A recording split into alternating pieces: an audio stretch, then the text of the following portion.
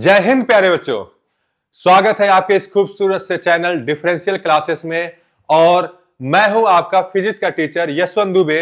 और आज हम लोग आपके लिए लेकर आए हैं लाइट वाले चैप्टर का पार्ट नंबर 4। अच्छा, इसके पहले हम लोग पार्ट नंबर 1, 2, 3 में हमने ये देखा था कि सर किस तरीके से लाइट रिफ्लेक्ट करती है, प्लस मैग्निफिकेशन क्या होता है, लाइट का नेचर क्या होता है, एंड लॉ ऑफ रिफ्लेक्शन क्या होता है, प्लस मिरर फार्मूला के through convex mirror concave mirror पे बेसिस पे हमने न्यूमेरिकल को देखा था एंड रिफ्रैक्शन के कुछ पार्ट को कवर किए थे। आज हम लोग क्या करेंगे, इस पार्ट नंबर 4 में लेके चलेंगे आपको लॉज ऑफ रिफ्रैक्शन, और इस लॉज ऑफ रिफ्रैक्शन के बारे में आपको पढ़ाएंगे एंड लेटरल डिस्प्लेसमेंट के बारे में डिस्कस किया जाएगा, प्लस रियल डेप्थ और अपरेंट डेप्थ एंड कुछ कंसेप्ट लेके चलेंगे स्फेरिकल लेंस को लेकर। ठीक है, तो चलिए बच्चों हम लोग शुरुआत करते हैं अपने पहले स्लाइड की तरफ से। और पहली स्लाइड है क्या है, law of refraction of light. अच्छा, इस law of refraction of light में हमें क्या पढ़ना है बच्चों, हमें यह देखना है सर किस तरीके से जब लाइट रिफ्रैक्ट होती है, जब किसी एक मीडियम से दूसरे मीडियम में जाती है, तो उसके पीछे का लॉ क्या है, इसके बारे में हम लोग स्टडी करेंगे। ठीक है, तो चलिए देखते हैं। जैसे कि यहां पे दिया गया है सर, जब भी कोई भी लाइट रे वन मीडियम से दूसरे मीडियम में जब जाती है तो लाइट क्या हो जाती है, बेंड हो जाती है। ठीक है, जब भी कोई भी लाइट रे वन मीडियम से सेकंड मीडियम में जा रही है तो बेंड होगी। अच्छा, इसमें जब बेंड होती है तो लाइट का क्या चेंज होता है, वेवलेंथ चेंज होता है, मगर इसकी फ्रीक्वेंसी नहीं चेंज होती है। ठीक है, इसकी फ्रीक्वेंसी नहीं चेंज होती। इस पे आपको याद रखे रहना है कि सर लाइट की फ्रीक्वेंसी नहीं चेंज होती है, बस क्या चेंज होता है, वेवलेंथ चेंज होता है एंड वेलोसिटी चेंज होता है। ठीक है, तो चलिए इसका लॉ क्या है बच्चों। इसका जो पहला लॉ है वो ये कह रहा है कि सर जो इंसिडेंट रे होगा, ये जो आपका इंसिडेंट रे है, ये जो इंसिडेंट रे है, ठीक है, incident ray and reflected ray, sorry refracted रे, कौन सा, रिफ्रैक्टेड रे, एंड ये हो गया बच्चों नॉर्मल रे, ये हो गया नॉर्मल रे। ठीक, ये नॉर्मल रे, रिफ्रैक्टेड रे, नॉर्मल रे एंड इंसिडेंट रे, ये सभी के सभी कहां पे लाई करना चाहिए, एक ही पॉइंट पे लाई करना चाहिए। ठीक है, यानी कि एक ही पॉइंट पे लाई करना चाहिए। पहला लॉ यही कहता है इस, ठीक है, क्या लॉ कहता है कि सर नॉर्मल रे, इंसिडेंट रे एंड रिफ्रैक्टेड रे, ये कहां पे लाई करना चाहिए सर, एक सिंगल पॉइंट पे लाइज करना चाहिए। ये नहीं है कि सर इंसिडेंट रे यहां पे हो एंड रिफ्लेक्टेड रे वाला पॉइंट यहां पे हो, ऐसा नहीं होना चाहिए। कहां पे होना चाहिए बच्चों, एक ही पॉइंट पे होना चाहिए, तीनों के तीनों, इंसिडेंट रे, नॉर्मल रे एंड रिफ्लेक्टेड रे। अच्छा, एक बात बताइए, क्या नॉर्मल रे लाइट का पार्ट होता है, तो नहीं, सिर्फ और सिर्फ इंसिडेंट रे एंड रिफ्रैक्टेड रे ही लाइट का पार्ट होता है। नॉर्मल रे क्या होता है, एक इमेजिनरी लाइन होता है जो सरफेस से परपेंडिकुलरली होता है। ठीक है, ये हो गया बच्चा पहला लॉ। दूसरा लॉ क्या कहता है, कहता यह है कि sir ratio of sine of the angle of incidence to the sine of the angle of refraction is a constant. ये कह रहा है, तो क्या कह रहा है बच्चों, कह रहा है कि सर जो sine I by sine are है, ये क्या होना चाहिए, कांस्टेंट होना चाहिए। ये कांस्टेंट होना चाहिए, ये हमारा क्या है, सेकेंड लॉ है। ठीक है, अच्छा, ये जो sine I by sine are है, ये सबसे पहले कौन बताया था, ये बताए थे स्नेल्स के द्वारा, और इसीलिए इस लॉ का नाम क्या आ जाता है, स्नेल्स लॉ। ठीक है, तो रिफ्लेक्शन हम लोग क्या पढ़ते हैं बच्चों, स्नेल्स लॉ पढ़ते हैं, और इस लॉ के थ्रू हमें यह पता चलता है कि sir incident ray, refracted ray and normal ray, all three rays lie on the same point. अच्छा, दूसरी बात क्या कहता है कि sir sine of i upon sine of r, ये हमेशा क्या होना चाहिए, कांस्टेंट होना चाहिए। ठीक है, ये हो गया बच्चों दूसरे लॉ। अब चलते हैं हम लोग अपने अगले स्लाइड की तरफ। ठीक है, अच्छा, इसमें थोड़ा सा कुछ न्यूमेरिकल को देख लेते हैं सर, इसी sine I by sine are के रिस्पेक्ट में। ठीक है, तो न्यूमेरिकल क्या कह रहा है, कह रहा है कि sir a ray of light goes from a medium of refractive index n1 to a refractive index of n2। यानी कि सर एक हम लोग क्या बनाते हैं, एक इंटरफेस बनाते हैं, और इसमें से क्या हो रहा है, लाइट रे n1 से, ये आपका n1 हो गया और ये आपका n2 हो गया। ठीक है, लाइट रे n1 से n2 की तरफ जा रहा है। ठीक, तो कह रहा है the angle of incidence is i and angle of reflection is r, then sine I by sine r is equal to, ये बता रहा है कि सर ये sine I by sine r क्या होगा। ठीक है, तो देख लेते हैं एक बार, लॉ ऑफ रिफ्लेक्शन के अनुसार ये हो गया बच्चों sine I by sine r. ठीक है, sine I by sine r, ये किसके इक्वल होगा? ये होगा बच्चों, कहां पे लाइट रे जा रही है? सर लाइट रे जा रही है सर, कहां से जा रही है? Refractive index of medium 2 with respect to 1, तो ये क्या होगा? Sine I by sine are equal to n2 by n1। ठीक है, ये किसके इक्वल होगा? n2 बाई n1 के इक्वल होगा। Sine I by sine are equal to the n2 by n1। ठीक है, अच्छा बच्चों ये n2 क्या है? n2 आपका सेकेंड मीडियम का रिफ्रैक्टिव इंडेक्स है, और n1 क्या है हमारा? फर्स्ट मीडियम का रिफ्रैक्टिव इंडेक्स है। तो sine I by sine r किसके इक्वल होगा? n2 बाई n1 के इक्वल होगा। ठीक है, चलिए इसी बेसिस पे एक और न्यूमेरिकल को थोड़ा देख लेते हैं। ठीक है, अब इस वाले न्यूमेरिकल को हम लोग सॉल्व करते हैं बच्चों। अच्छा, ये वाला न्यूमेरिकल क्या कह रहा है? ये कह रहा है कि sir when a ray of light travelling in air falls on the surface of rectangular slab of plastic made whose refractive index is 1.6। ठीक है, यानी कि सर एनपी की जो वैल्यू है वो कितनी दे रही है? 1.6 बता रहा है। एनपी क्या है बच्चों? ये है, क्या है ये है आपका प्लास्टिक का रिफ्रैक्टिव इंडेक्स। ये क्या है? प्लास्टिक का रिफ्रैक्टिव इंडेक्स हो गया। अगली बात क्या कह रहा है यहां पे देखा जाए? कह रहा है कि sir if the incident ray make an angle 50 degree, यानी कि आई की वैल्यू बता रहा है। एंगल आई की वैल्यू कितनी दिखा रही है? सर 53 डिग्री बता रही है। आई की वैल्यू कितनी है? 53 डिग्री है। तो इसके आगे कह रहा है कि सर आपको एंगल आर बताइए कितना होगा? एंगल आर की वैल्यू कितनी होगी? इसको सॉल्व करना है, तो चलिए सॉल्व कर लेते हैं। कैसे सॉल्व करेंगे? तो according to the law of reflection, law of reflection क्या कह रहा है? लॉ ऑफ रिफ्लेक्शन ये कहता है कि सर जब भी कोई भी लाइट रे कहां पे जा रही है? प्लास्टिक में जा रही है, तो कैसे जाएगी? Refractive index of plastic with respect to air की वैल्यू क्या होती है? Sine I by sine are, sine I by sine r. ठीक है, और ये किसके इक्वल होता है? ये इक्वल होता है सर एनपी अपॉन में एनए। अच्छा, इस क्वेश्चन को देखा जाए तो जो भी गिवन डाटा उसको पुट कर देते हैं हम लोग। जैसे कि साइन आई, तो आई की वैल्यू कितना दिया गया? 53 डिग्री। साइन आर हमें निकालना है। एनपी दिया गया 1.6 and n a refractive index of air कितना होता है बच्चों? ये होता है हमेशा 1। एयर में रिफ्रैक्शन नहीं होता है, इसी वजह से हम लोग क्या कहते हैं? एयर की जो रिफ्रैक्टिव इंडेक्स होती है वो होती है 1। ठीक, यहां से क्या होगा? यहां से होगा बच्चों sine are equal to the sine 53 degree upon में 1.6, है ना? अब देखिए, अगर यहां से आप जिसे साइन 53 डिग्री की वैल्यू कितनी होगी? साइन 53 डिग्री की वैल्यू कितनी होगी? तो जब बच्चों आपको ये चीज देखना होगा, एक अगर हम लोग एक ट्रेंगल बनाते हैं, अगर ये ट्रेंगल में अगर ये 53 डिग्री है, ठीक है, तो ये वाला जो साइड होता है ये 4 होता है, ये होता है 5। ठीक है, और ये वाला साइड कितनी होगी? 3 हो जाएगी। तो यहां पे देखेंगे सर साइन 53 डिग्री की वैल्यू कितनी आ रही है? 4/5 आ रही है। ठीक है, sine 53 degree equal to the 4/5। यहां से वैल्यू को पुट कर देंगे तो ये हो जाएगा sir sine are equal to the 4/5 upon में 1.6। आगे देखें, आगे सॉल्व करते हैं इसी को। तो ये हो जाएगा बच्चों sine are equal to the 4/5। अच्छा, ये 1.6 लिखा है तो क्या हम इसको 16/10 भी तो लिख सकते हैं? तो ये क्या हो जाएगा sir sine are equal to the 4 into 10 upon में 5 इंटू 16। ठीक है, देखिए ये वाला इसके पास चला जाता है और ये वाला इसके पास चला जाता है ना? यहां देखेंगे 4 1 जा 4, 4 4 जा 16, 5 1 जा 5, 5 2 जा 10 एंड 2 1 जा 2, 2 2 जा 4। तो साइन आर की वैल्यू कितनी आ रही है? साइन आर की वैल्यू है 1/2। ठीक है, यहां से देखा जाए दोनों तरफ से अगर हम लोग क्या कर लेते हैं, इस आर को यहीं पर देते हैं, साइन को उधर लेके चलते हैं। अच्छा, इसको हम लोग ऐसे भी तो कर सकते हैं, क्लास 10th में है तो हम ऐसे लिखेंगे sir sine are equal to the sine 30 degree, क्योंकि साइन 30 डिग्री की वैल्यू कितनी होती है? 1/2 होती है। तो यहां से अगर रिलेट करेंगे तो आर की वैल्यू कितनी आ रही है? 30 डिग्री बता रही है। यानी कि सर जो रिफ्रैक्शन वाला एंगल है, जो रिफ्रैक्टेड एंगल है वो कितनी है? 30 डिग्री है। और यही तो पूछ रहा था कि सर रिफ्रैक्टेड एंगल कितना होगा? तो रिफ्रैक्टेड एंगल पता चल गया कि कितना हो रहा है बच्चों? 30 डिग्री हो रहा है।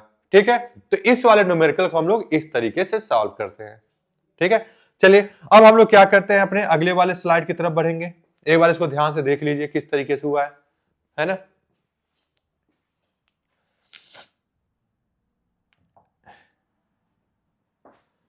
चलिए इस वाले क्वेश्चन जरा सॉल्व करते हैं। इसमें क्या कह रहा है, इसमें कह रहा है बच्चों कि सर जो लाइट है, जो रे ऑफ लाइट है, ठीक है, वो रे ऑफ लाइट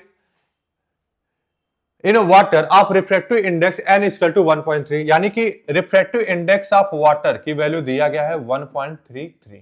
आगे क्या कर रहा है, स्ट्राइक्स अ ग्लास, यानी ग्लास की रिफ्रैक्टिव इंडेक्स कितना बता रहा है, Ng, इसकी वैल्यू बता रहा है 1.52, है ना। At an incident of 30 degree, angle I की वैल्यू बता रहा है कितना, 30 डिग्री बता रहा है, ठीक। To the normal, calculate the angle of reflection, angle R की वैल्यू पता करना है कि सर ये कितना होगा, ठीक है।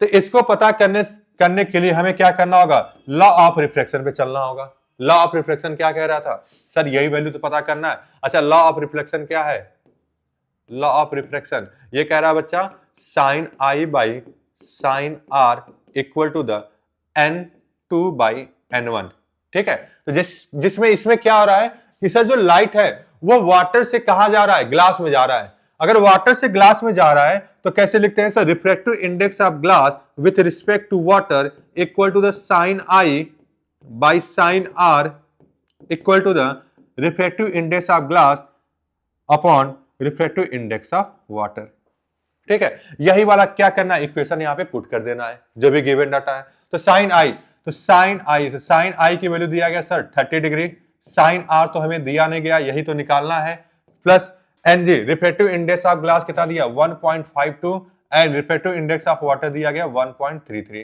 ठीक है। अब यहां देखेंगे, अच्छा एक चीज और देखिए, यहां पे डेसिमल बाद 2 डिजिट है, यहां भी डेसिमल बाद 2 डिजिट है।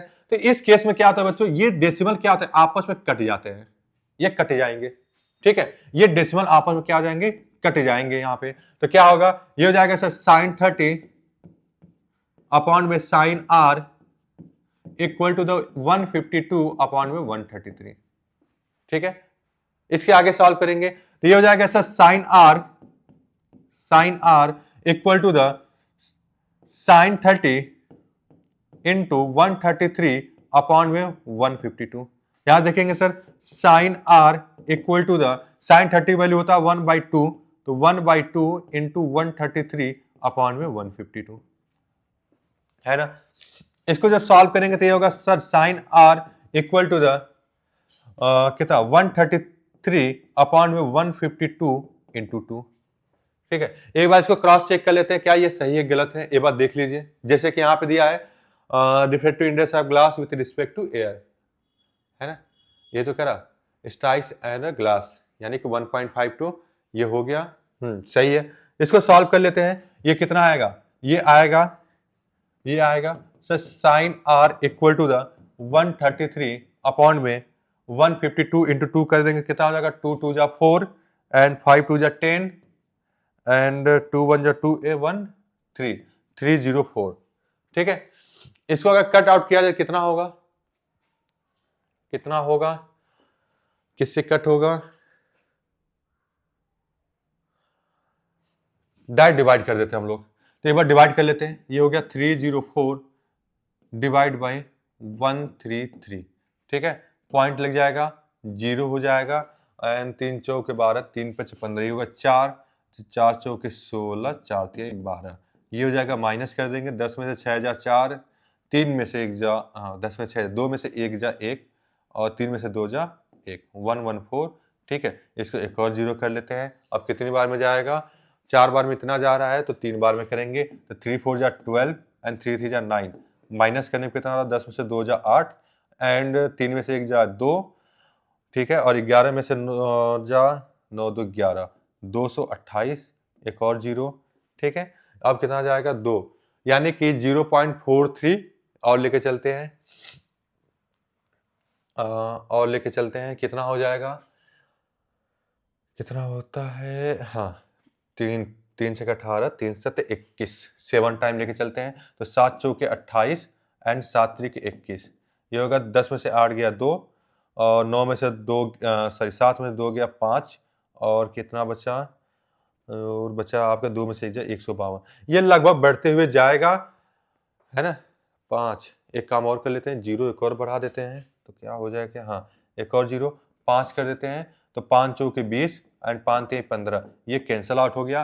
तो बच्चों कितना आ रहा है, साइन आर इक्वल टू हो रहा है 0.4375। तो आर इक्वल टू कितना हो जाएगा सर, साइन इनवर्स 0.4375, यानी कि सर रिफ्रैक्टेड एंगल कितना निकलेगा, इतना निकलेगा। ये हमारा क्या हो गया, रिफ्रैक्टेड एंगल हो गया। ठीक है, तो ये आपका क्या हो गया बच्चों, आंसर हो गया इस वाले न्यूमेरिकल का। ठीक है, चलिए ये सॉल्व हो गया, जो भी गिवन डाटा था उसके अनुसार हमने सॉल्व किया। अब हम लोग चलते हैं बच्चों अपने अगले वाले स्लाइड की तरफ।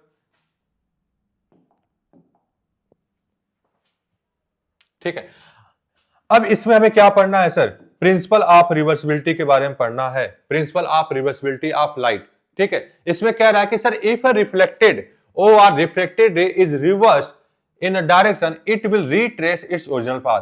सर जब भी कोई भी रिफ्लेक्टेड रे हो या फिर रिफ्रैक्टेड रे हो, या चाहे रिफ्लेक्टेड हो चाहे रिफ्रैक्टेड हो, जब भी वो क्या करे उसी पाथ को अगर रिट्रेस कर लेता है, उसी को हम लोग क्या बोलते हैं, principle of reversibility of light के बारे में कहते हैं। जैसे यहां पे देखिए, जैसे कि ये सपोज कर देते हैं कि सर ये हमारे पास एक इंसिडेंट रे है और उसके साथ जो नॉर्मल रे है, इसके साथ जो एंगल बना रहा है, इसको हम लोग आई के साथ डिनोट करते हैं, ये वाला हमारा आर हो गया।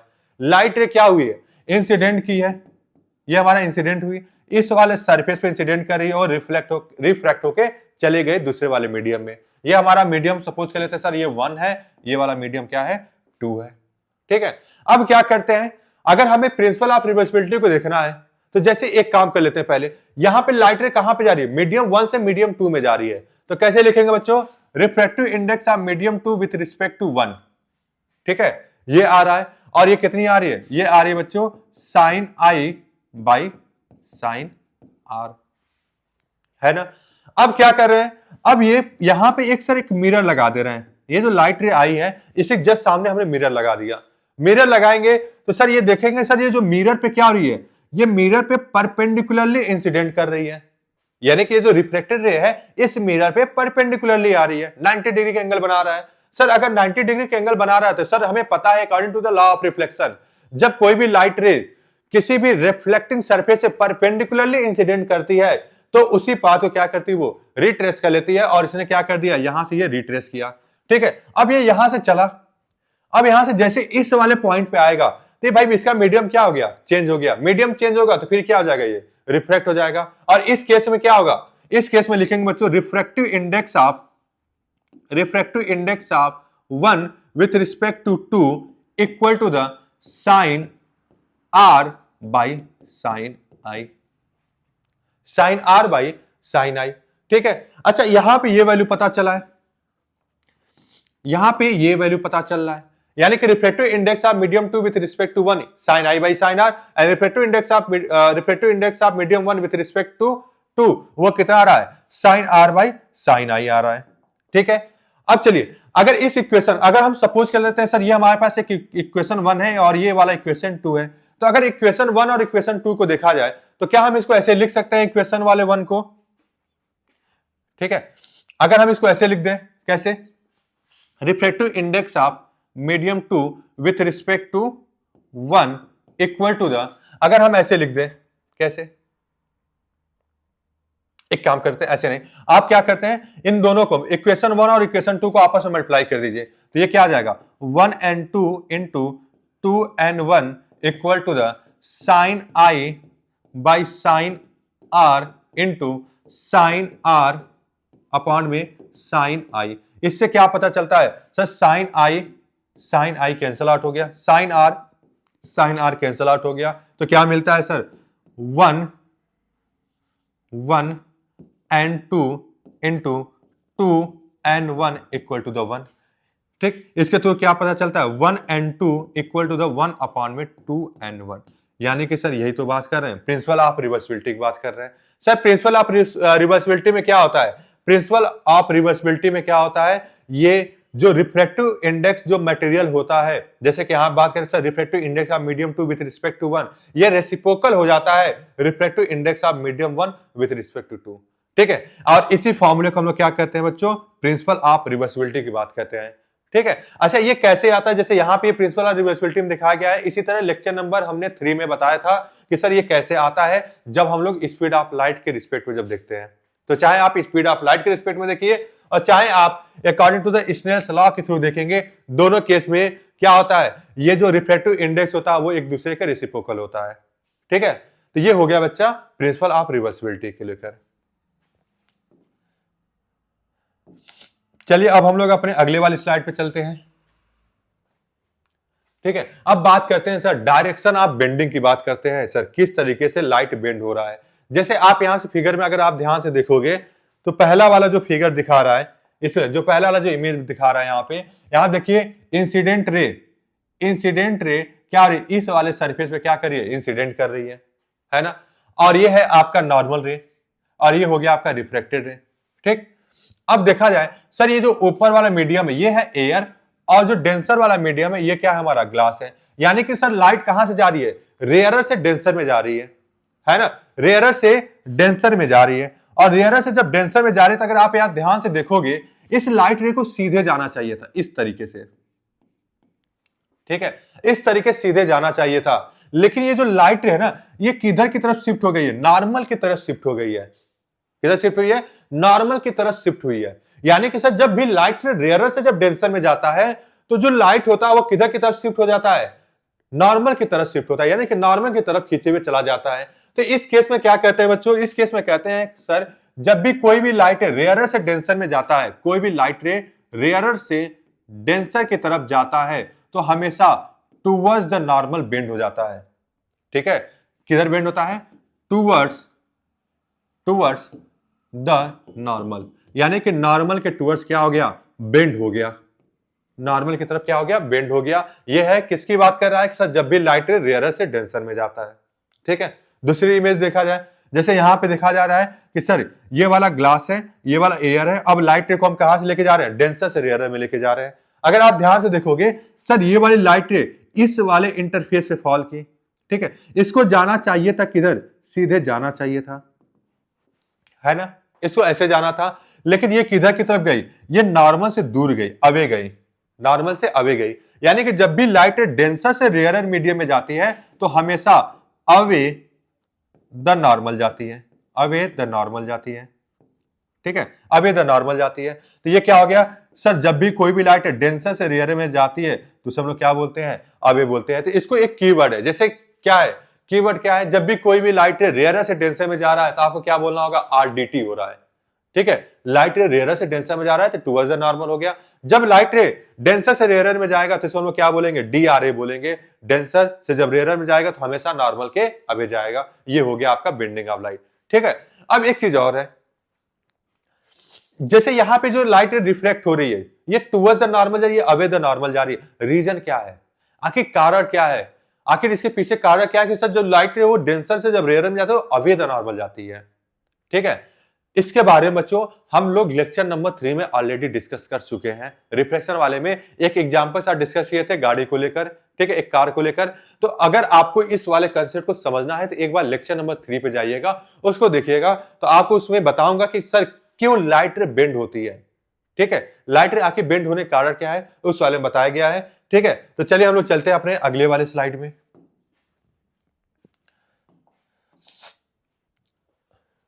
ठीक है, अब बात करते हैं sir condition for no reflection, condition for no reflection. अच्छा, इसी तरीके से हम लोग रिफ्लेक्शन वाले में देखे थे कंडीशन फॉर नो रिफ्लेक्शन। ठीक है, तो इसमें बात करें हम लोग रिफ्लेक्शन में कंडीशन क्या होगा, तो कह रहा है कि sir when a light incident normally on the boundary.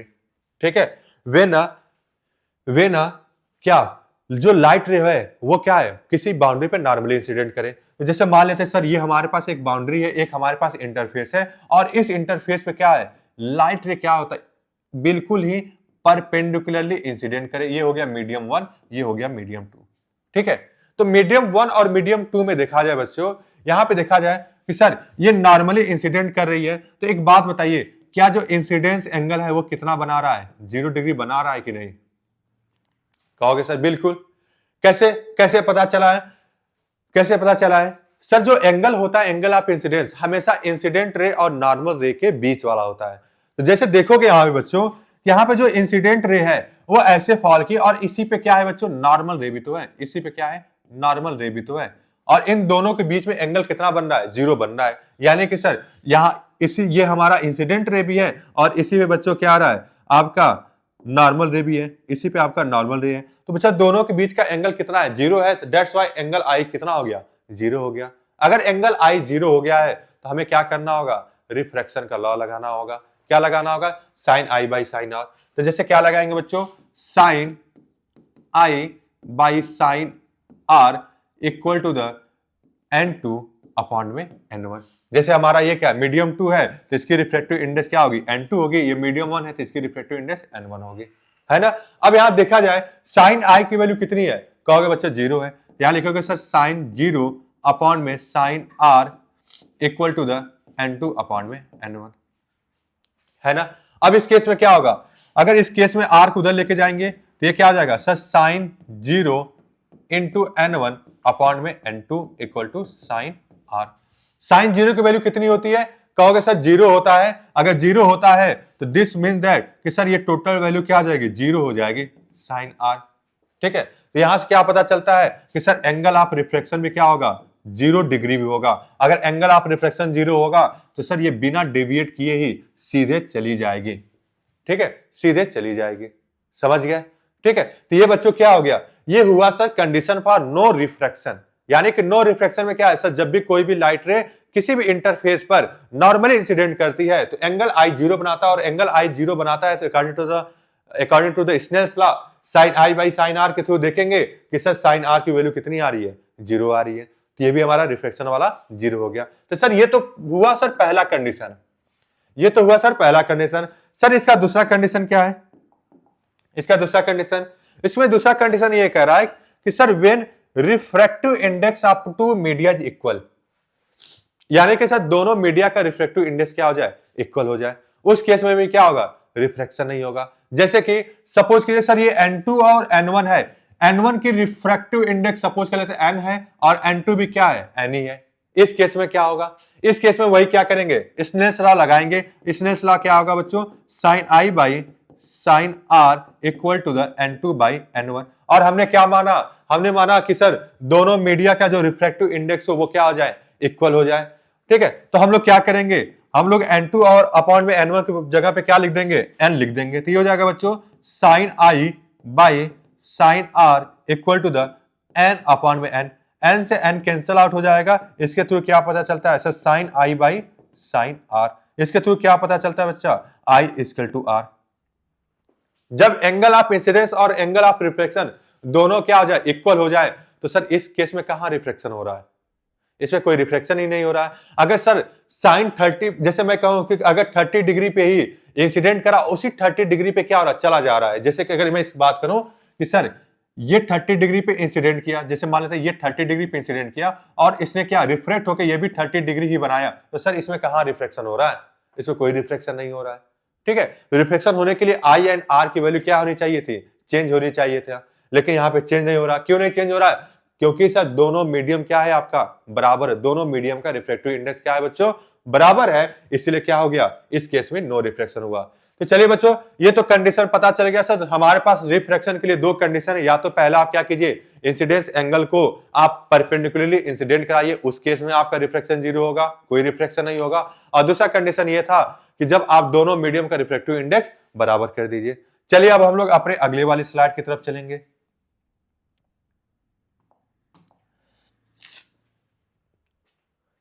ठीक है, अब यहां बात करते हैं बच्चों एक बहुत ही अच्छी वाली चीज को लेकर।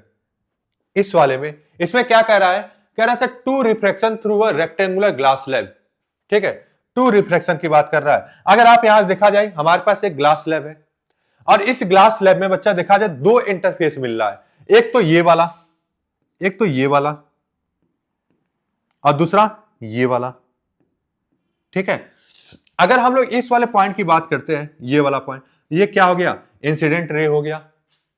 ठीक है, इसको जाना चाहिए था सीधे, ठीक है, इसे जाना चाहिए था सीधे, लेकिन ये क्या हुआ, ये ग्लास है, ये मान लेते हैं सर ये एयर है और ये एयर है और ये वाला पोर्शन क्या हमारा ग्लास है।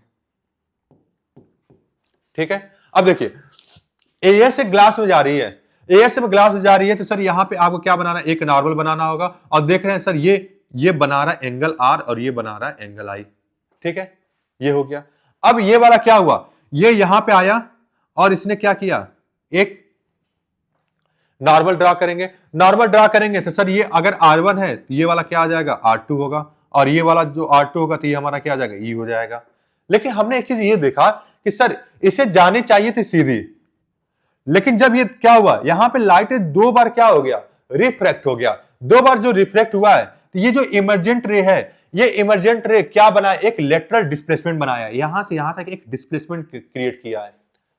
ठीक है, यानी कि जो सर इमर्जेंट रे जो आपका डिस्प्लेसमेंट क्रिएट करता है उसी को हम लोग क्या नाम देते हैं, क्या नाम देते हैं, लेटरल डिस्प्लेसमेंट के नाम देते हैं, जो कि यहां पे गिवन डाटा की तरह बता रहा है। क्या बता रहा है, जैसे कह रहा है कि सर डिस्प्लेसमेंट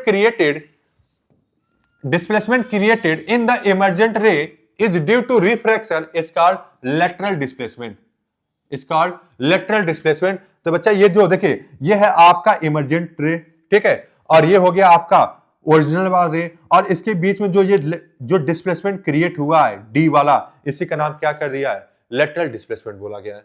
ठीक है, और क्या कह रहा है, कह रहा है कि sir light emerges parallel to the direction inter.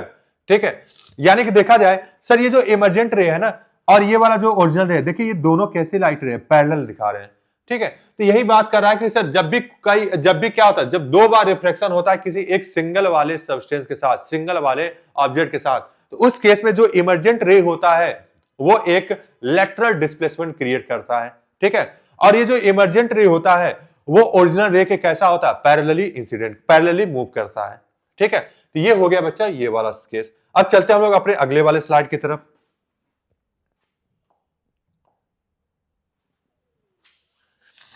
हाँ, अब इस केस में देखेंगे to refraction through a rectangular glass slab. To refraction की बात करा सर, इसको देखा जाए कि सर ये कैसे हो रहा है। जैसे यहां पे देखा जाए ये आपका मीडियम 1 हो गया, ये हो गया बच्चों आपका इंसिडेंट रे, ये हो गया आपका इंसिडेंट रे। ठीक है, ये बनाया बच्चों आई। ठीक है, ये आई बनाया है और ये क्या बनाया है, R1। ठीक है, अगर ये R1 बनाया है इसे हम लोग R2 ले लेते हैं और इसे हम लोग इमर्जेंट ले लेते हैं। ठीक है, अब इसको थोड़ा सा देखेंगे सर कैसे हो रहा है, तो एक बार नॉमेनक्लेचर कर लेते हैं। चलिए, इसका नाम हो जा रहा O, ये हो गया O, इसको ले लेते हैं O प्राइम। ठीक है, O प्राइम। अब अगर देखा जाए यहां पे इसकी सपोज कहते हैं सर रिफ्रैक्टिव इंडेक्स N1 है और इसकी रिफ्रैक्टिव इंडेक्स N2 है, और ये फिर से N1 हो जा रहा है। इस केस को सॉल्व करेंगे और उसमें देखेंगे सर कैसे हो रहा है, इमर्जेंट रे की वैल्यू कितनी आ रही है। ठीक है, यहां पे देखा जाए जैसे कि अगर हम देखें सर एट इंटरफेस O, बात किसी करें एट इंटरफेस O वाले इंटरफेस पे क्या हो रहा है, O वाले इंटरफेस पे रिफ्रैक्शन हो रहा है। इसको एक बार देख लेते हैं कैसे हो रहा है। यहां आप देखेंगे अगर लॉ लगाएंगे तो ये क्या होगा सर, साइन कैसे लिखेंगे, refractive index of medium 2 with respect to 1, ये होगा sir sine I by sine R1, ये तो होगा। This is equal to the N2 by N1। ठीक है, ये हो गया बच्चा पहला वाला केस, पहले वाले सरफेस पे जो रिफ्रैक्शन हो रहा है, इसको हम लोग इक्वेशन 1 की तरह से हम लोग देख ले रहे हैं। उसी तरीके से देखेंगे बच्चों, ये वाला हो गया पहला वाला। दूसरा वाला एट इंटरफेस O प्राइम पे देखा जाए तो यहां पे क्या हो रहा है, रिफ्रैक्टिव इंडेक्स कहां पे जा रहा है, लाइट रे अब जा रहा है N1 में, तो कैसे लिखेंगे, refractive index of N1 with respect to 2, ये हो जाएगा क्या, ये क्या होगा, ये होगा बच्चों sine R2 by sine a, sine R2 by sine a. इसे कैसे लिखेंगे, sine R2 by sine a equal to the N1 upon में N2। ये क्या हो गया, दूसरा वाला इक्वेशन हो गया, ये हो गया equation 2।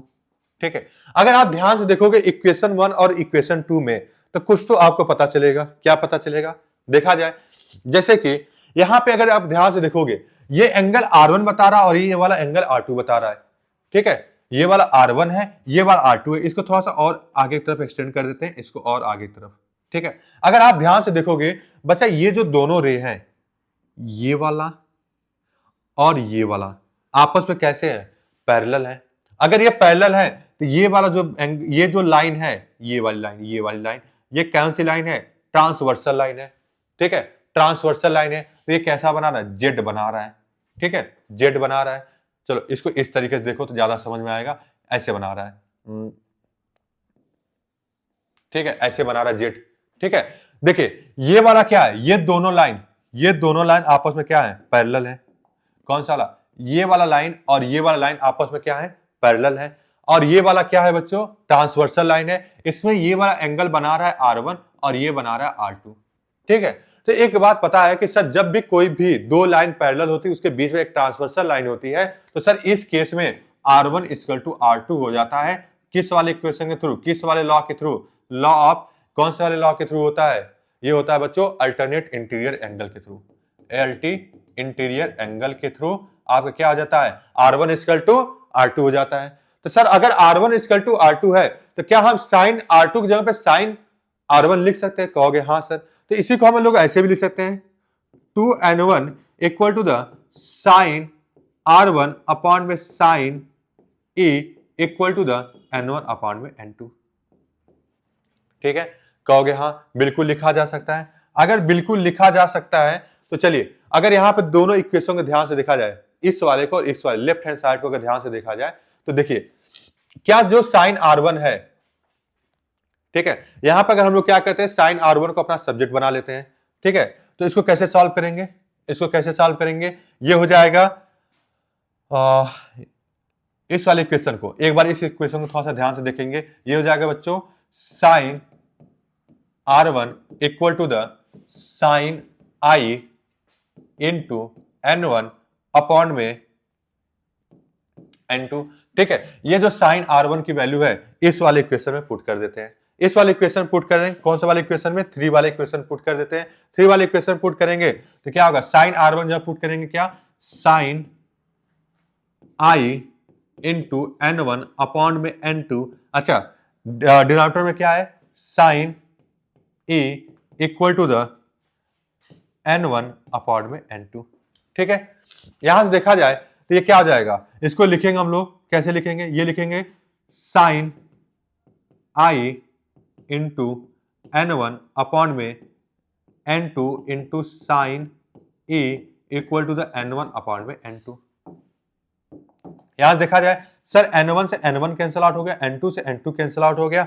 This implies that sir sine I = sine E, यहां से क्या होगा, I = E हो जाएगा। I = क्या हो गया, E हो गया।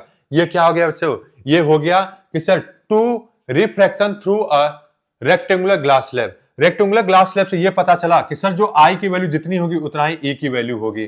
ठीक है, I की वैल्यू जितनी होगी उतना ही E की वैल्यू होगी। अगर I की वैल्यू 30 डिग्री है, जब ये लाइट रे जब फिर से ग्लास स्लैब से जब वापस एयर में आएगा तो वो हमेशा कितना एंगल बनाएगा, 30 डिग्री ही बनाएगा। I = कितनी हो गई, E हो गई। ये इसका क्या हो गया, एग्जाम्पल हो गया। ठीक है, इसके बाद ध्यान से देख लीजिए। अब हम लोग चलते हैं अपने अगले वाले स्लाइड की तरफ।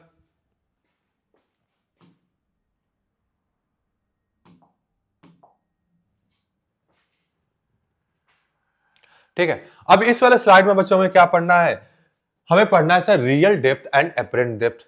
ठीक है, real depth and apparent depth. यहां पे क्या कह रहा है कि अ coin placed at the bottom of the river appears to be raised when the container is filled slowly with water। ठीक है, ये कह रहा है कि सर अगर कोई भी कॉइन, ठीक है, जो भी कोई भी कॉइन है, कोई भी अगर ऑब्जेक्ट है, अगर वो नीचे की तरफ है, बिल्कुल ही बॉटम पे है, ठीक है, और इसको हमने क्या किया, इस कंटेनर को हमने वाटर से फिल्ड कर दिया, तो ऐसा अपीयर होता है ड्यू टू रिफ्लेक्शन कि ये जो कॉइन है वो ऊपर की तरफ आ गया है। ठीक है, हमें ऐसा फील होगा कि सर ये जो कॉइन है वो बॉटम पे नहीं है, थोड़ी सी ऊपर पे है, मतलब बिटवीन द है, यानी कि वाटर वाले सरफेस और बॉटम वाले सरफेस के बीच वाले में है।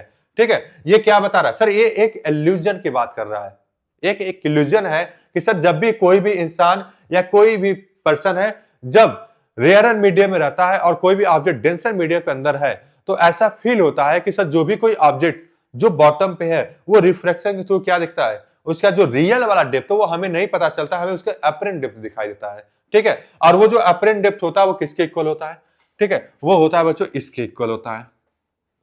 ठीक है, जैसे आप देख रहे हैं ये जो लाइट रे है वो एयर से किस में जा रहा है? वाटर में जा रहा है, एयर से वाटर में जा रहा है। तो refractive index of water with respect to air क्या होगा? रियल डेप्थ अपॉन में अपरेंट डेप्थ होगा। और real depth upon apparent depth की वैल्यू कितनी आएगी? 4/3 आएगी, क्योंकि सर यही तो होता है n2 अपॉन n1, यानी कि absolute refractive index of water की वैल्यू कितनी होती है? 4/3 होती है। तो ये हमारा क्या होगा? रियल डेप्थ अपॉन में अपरेंट डेप्थ। इसके थ्रू क्या पता चलता है सर? ये रियल डेप्थ, जैसे रियल डेप्थ मान लेते हैं कि height of object upon height of image equal to the 4/3। तो हाइट ऑब्जेक्ट कितना है? 4 है, और हाइट ऑफ इमेज कितना दिखा रहा है? 3 दिखा रहा है। मतलब सपोज करते हैं कि सर इसकी जो एक्चुअल डेप्थ है वो कितनी है?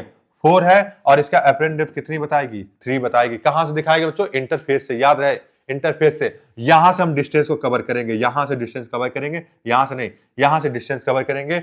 यहां से ये पूरी डिस्टेंस कितनी होगी? 4 होगी, और यहां से ये डिस्टेंस कितनी होगी? 3 होगी। ये किसके इक्वल होता है? ये होता है बच्चों real depth upon apparent depth, यानी कि n2 अपॉन n1 के इक्वल हो जाता है। ये आपका क्या हो गया? अपरेंट डेप्थ हो गया। ठीक है, अच्छा इसके बेसिस पर भी और सारे न्यूमेरिकल्स हैं, बहुत सारी चीजें हैं। अभी इसका कॉन्सेप्ट बहुत ज्यादा है जो कि क्लास 12th में दिखाएगा।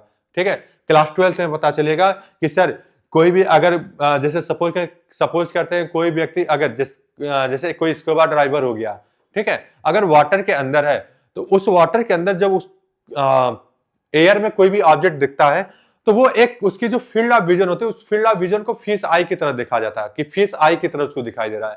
तो ये हम लोग क्लास 12 में पढ़ेंगे। क्लास 10th के अनुसार बस आपको इतना समझना होगा कि सर कोई अगर रियल डेप्थ और अपरेंट डेप्थ किसी का बताना, जैसे मैं कहता हूं कि सर जैसे वाटर की बात कर रहे हैं, ग्लास की मैं बात करूं, ठीक है, ग्लास की मैं बात करूं, ग्लास की वैल्यू कितनी होती है बच्चों? 3/2 होती है।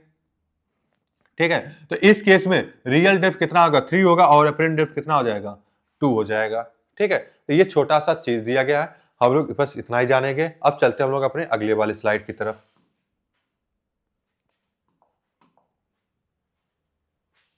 ठीक है, चलिए इसमें कुछ न्यूमेरिकल सॉल्व कर लेते हैं, थोड़ा सा न्यूमेरिकल देख लेते हैं। क्या न्यूमेरिकल कह रहा है? कह रहा है कि sir a coin lies at the bottom of the swimming pool with a depth of 2 metre. यानी कि सर ये रियल डेप्थ की बात कर रहा है। रियल डेप्थ कितना दे रहा है? सर 2 मीटर दिखा रहा है। Calculate the apparent depth of the coin when view from the above the water. Refractive index of water कितना दिया गया? 1.3 दिया गया है। तो बच्चों क्या था sir? Refractive index of water with respect to air, ये क्या था? रियल डेप्थ अपॉन में अपरेंट डेप्थ, ये था। ठीक है, और ये किसके इक्वल होता है बच्चों? ये होता है बच्चों n2 अपॉन में n1। ठीक है, n2 अपॉन में n1 हो गया। यहां पे देखा जाए सर n2 अपॉन में n1 की वैल्यू कितनी दी गई? 1.33 दी गई है, तो वैल्यू पुट कर देते हैं। ठीक है, वैल्यू को क्या कर दिया जाए? पुट कर दिया जाए। पुट करेंगे, रियल डेप्थ की वैल्यू कितनी दी गई है? 2 अपॉन में अपरेंट डेप्थ, ये हो गया बच्चों क्या? अपरेंट डेप्थ, ये हो गया apparent depth equal to the, ठीक है, रिफ्रैक्टिव इंडेक्स ऑफ 2 यानी कि n2 अपॉन में n1, इसकी वैल्यू कितनी दी गई है? 1.33 दी गई है। तो हमें क्या निकालना है? अपरेंट डेप्थ निकालना है। अपरेंट डेप्थ निकाल देते हैं। तो sir apparent depth is equal to the 2 upon में 1.33, 2 अपॉन में 1.33। इसको सॉल्व करेंगे, ये कितना आएगा? Apparent depth equal to the 2 upon में 133 अपॉन में 100। ठीक है, ऐसे भी तो कर सकते हैं। तो ये क्या होगा? ये 100 ऊपर चला जाएगा, तो हो जाएगा apparent depth equal to the 200 upon में 133। इसको सॉल्व कर दिया जाए। इसको जब सॉल्व करेंगे तो 100% 2 से कम आना चाहिए। सॉल्व करके बाद देख लेते हैं, तो डिवाइड कर लेते हैं हम लोग। ये है सर 200 133, 1 टाइम्स करेंगे तो ये होगा 123 से डिवाइड माइनस करेंगे तो कितने आएगा? 10 में 3 गया 7, ये बचा 9, 9 में से 3 गया 6। ठीक है, ये लग गया पॉइंट, ये लग गया 0। कितने बार में करेंगे? 13 3 39, 13 चौके 52, 13 25 65। 5 बार में करेंगे, ये होगा 1.5, 5 3 15, 5 3 15 1 16, 5 1 5, 5 1 6, ये तो होगा 5 3 15, 5 3 15 1 16 और 5 1 5 1 6, ये इसको माइनस करेंगे कितना होगा, 10 में से 5 जा 5, ये हो गया 6, खत्म खत्म खत्म। यह कितना आ रहा है 1.5 आ रहा है। ठीक है, इसके और आगे सॉल्व करेंगे तो बस यहीं तक हम लोग देखते हैं। तो सर एपरेंट डेप्थ की वैल्यू कितनी हो गई, एपरेंट डेप्थ की वैल्यू हो गई सर 1.5 और कुछ वैल्यू आएगा, इसको आप आगे कैलकुलेट कर लीजिएगा। तो ओवरऑल हमें क्या पता चला कि सर रियल डेप्थ कितना है 2 है, लेकिन अगर कोई भी कॉइन अगर हमने रखा है नीचे तो वो हमें उसकी जो एपरेंट डेप्थ होगी वो कितनी दिखाएगी 1.5 मीटर के अप्रॉक्स में बताएगी। ठीक है, तो ये हो गया बच्चों सॉल्व करने का तरीका, है ना, ये हो गया। अब चलते हैं हम लोग अपने अगले न्यूमेरिकल की तरफ।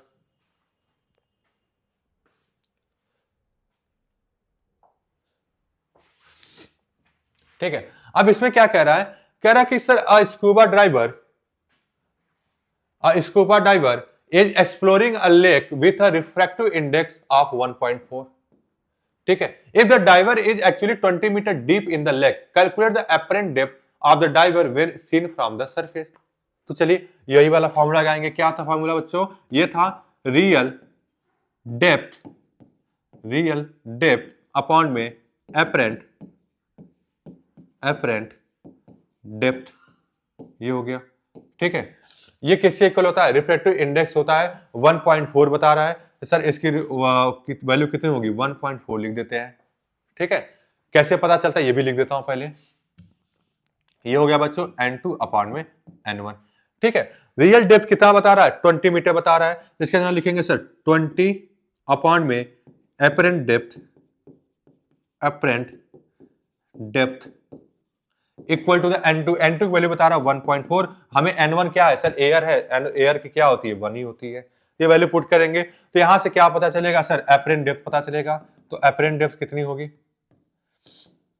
एपरेंट डेप्थ ये हो जाएगा 20 अपॉन में 1.4।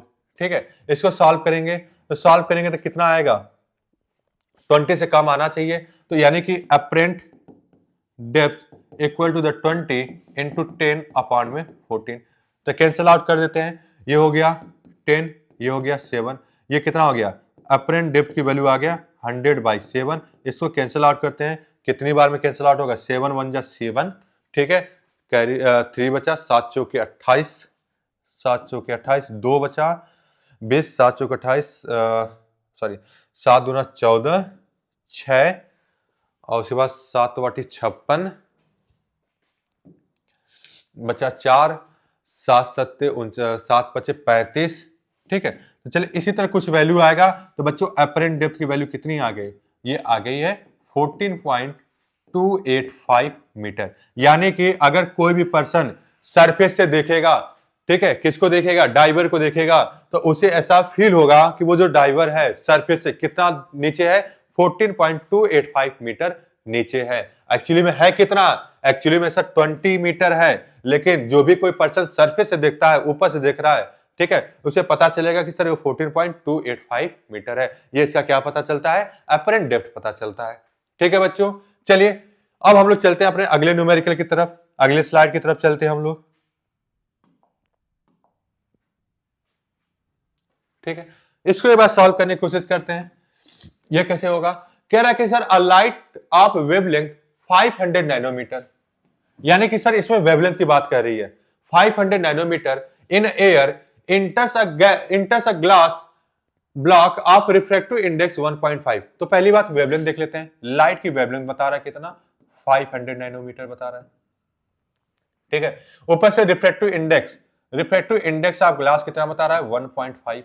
आगे कह रहा है find speed, frequency, wavelength of light of glass. चलिए इस बार इसको सॉल्व करने की कोशिश कीजिए, एक बार देख लीजिए क्वेश्चन को, इसको ट्राई कीजिए सॉल्व करने की।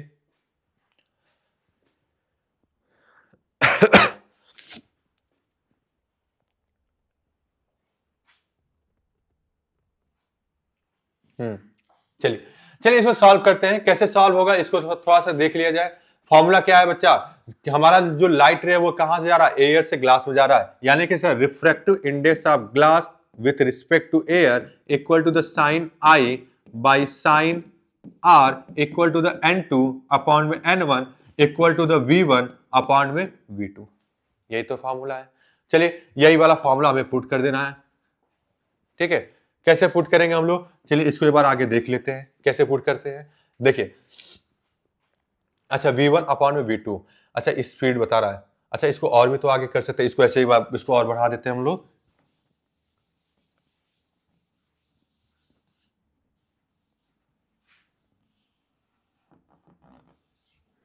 ठीक है, क्या है, refractive index of glass with respect to air equal to the sine I by sine are equal to the N2 या NG अपॉन में Na equal to the C by V।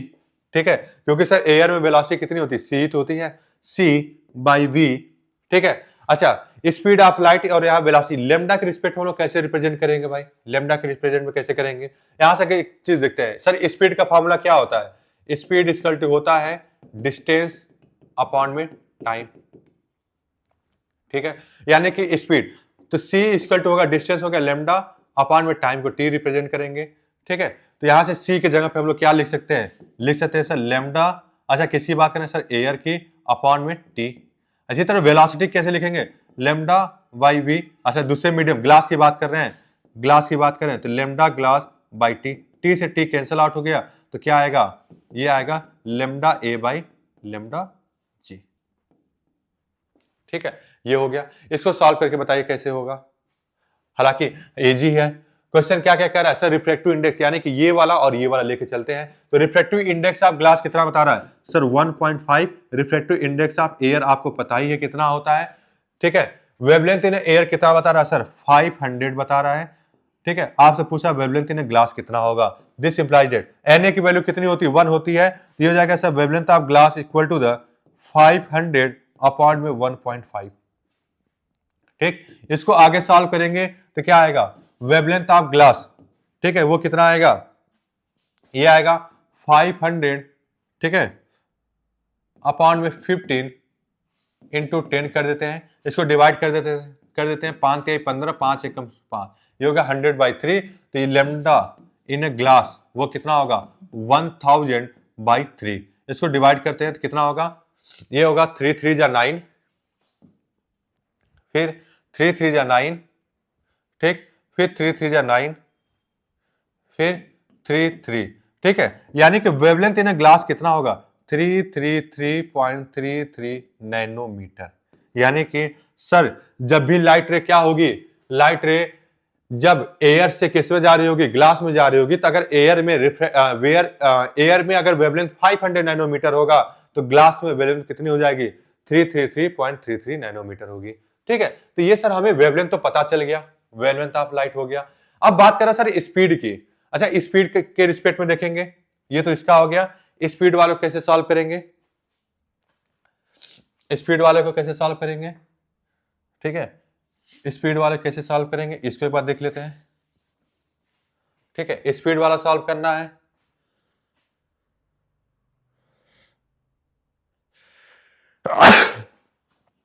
Sorry, ठीक है, Ng ये कितना है, ए air का था, Ng की वैल्यू दिया है 1.5। अब हमें क्या निकालना है, स्पीड की निकालना है। तो फॉर्मूला क्या है बच्चों, एन, फॉर्मूला क्या था, Ng अपॉन में Na इक्वल टू C/V। ठीक है, यहां देखेंगे sir refractive index of glass 1.5 है, एयर कितना होता है 1 होता है, C की वैल्यू कितनी होती है 3 × 10⁸ मीटर पर सेकेंड। ठीक है, और हमें वेलोसिटी निकालना है, तो वेलोसिटी इक्वल टू हो जाएगा आपका 3 × 10⁸ अपॉन 1.5, इससे कैंसिल आउट करेंगे, ये आएगा 2 × 10⁸ मीटर पर सेकेंड। यानी कि सर हमें स्पीड पता चल गया कि सर ग्लास में स्पीड कितनी होगी 2 × 10⁸ मीटर पर सेकेंड होगी, ग्लास में कितनी होगी 2 × 10⁸ मीटर पर सेकेंड होगी। से ग्लास वाला भी सॉल्व हो गया, स्पीड वाला भी सॉल्व हो गया हमारा। ठीक है, ये भी हो गया, ये भी हो गया। अब बात करते हैं सर फ्रीक्वेंसी की। ठीक है, तो फ्रीक्वेंसी हमने आपसे बताया था कि सर जब भी कोई भी लाइट रे, ठीक है, जब रिफ्रैक्ट होती है तो उस केस में स्पीड तो चेंज होती है, वेवलेंथ तो चेंज होती है, मगर फ्रीक्वेंसी नहीं चेंज होती है। तो सर इसकी फ्रीक्वेंसी क्या होगी, कहोगे बच्चों सेम होगा। ठीक है, जितनी फ्रीक्वेंसी एयर में थी उतना ही फ्रीक्वेंसी किसमें हो गई, उतना ही फ्रीक्वेंसी आपके ग्लास में भी होगी। तो फ्रीक्वेंसी क्या होगा बच्चों, सेम होगा। तो इस टाइप के क्वेश्चन को, इस टाइप के न्यूमेरिकल को हम इस तरीके से सॉल्व करते हैं। चलिए अब हम लोग क्या करते हैं, अपने अगले वाले स्लाइड की तरफ मूव करते हैं। चलिए अब बात करते हैं बच्चों, हम लोग स्फेरिकल लेंस की बात करते हैं और इस स्फेरिकल लेंस के बारे में पढ़ेंगे। ये स्फेरिकल लेंस क्या होता है, ठीक है।